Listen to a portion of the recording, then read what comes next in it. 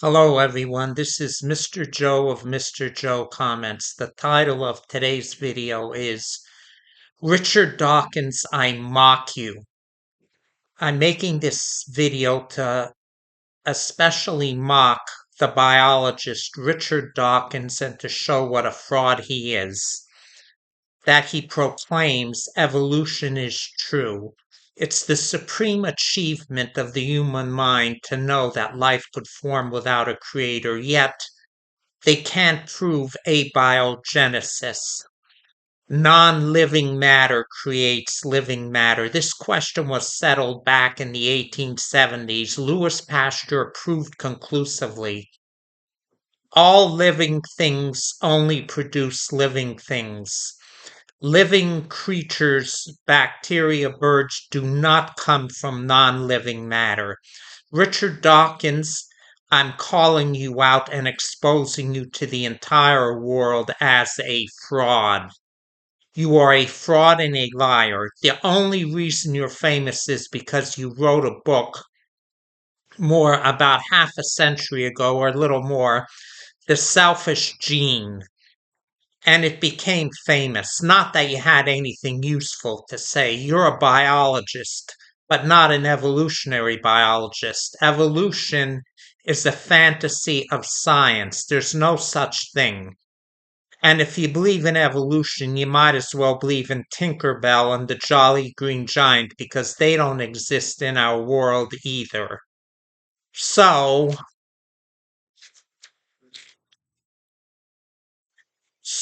I'm going to ask you three questions. My first question is this. If you maintain, as you had the debate about the God delusion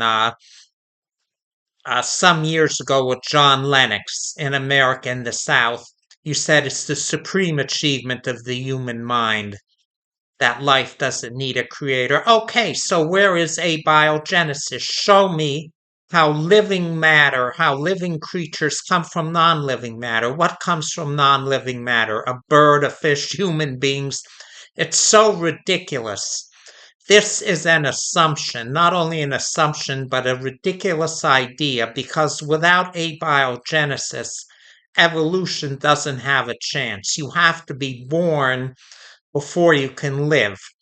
And abiogenesis has never been observed in our world. It's been disproven, it doesn't happen, and falsified. And it simply can't be used as a convenient assumption, but it is. Number one, so we have the false assumption of abiogenesis.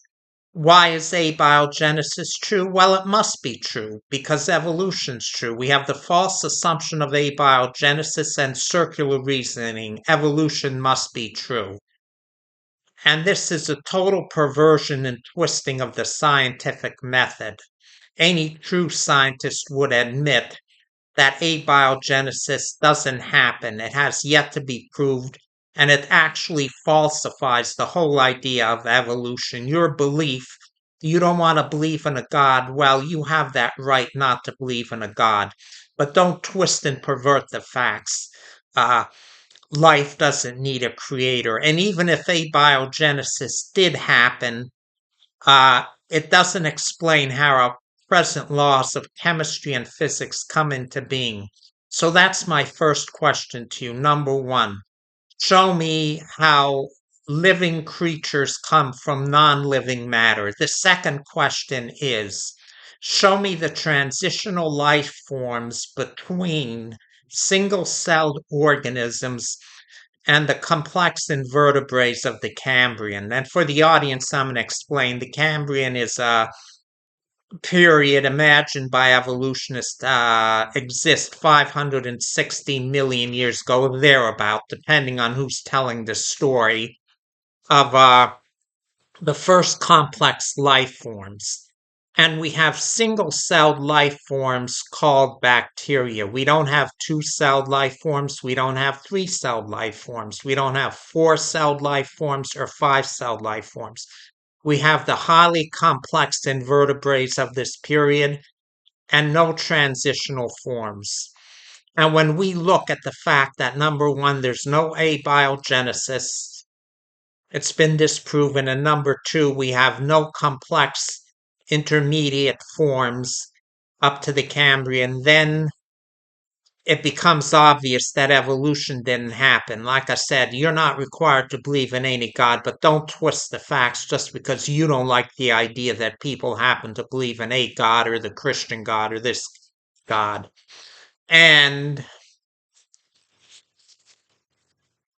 my third point is the few elements of which we are made, human beings and all others, carbon, nitrogen, oxygen, does not contain the information to make us.